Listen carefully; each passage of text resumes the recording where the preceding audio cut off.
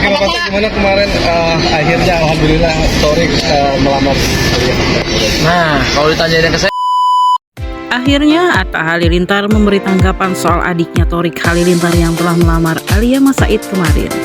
Atta pun mengaku ikut senang melihat pasangan Torik dan Alia itu berniat untuk menikah.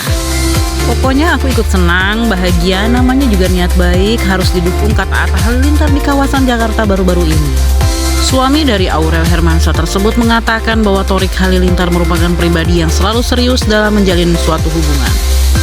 Atta pun menambahkan bahwa Torik Halilintar memang mempunyai niat menikah dengan Alia Mas Said. Dia setiap ketemu perempuan maunya nikah, bukan mau yang pacar-pacaran dulu, jelas Atta Halilintar. Meski demikian, Atta Halilintar mengakui belum mengetahui rencana kapan pernikahan Torik Halilintar dan Alia Mas Said. Atta pun menambahkan bahwa dirinya tidak mau terlalu ikut campur dan membebaskan penuh pada adiknya Torik dan Alia itu untuk menentukan hari bahagianya. Pastinya kita doakan saja yang terbaik untuk mereka, nggak usah ikut campur terlalu jauh, ucap Atta Halilintar kepada para wartawan.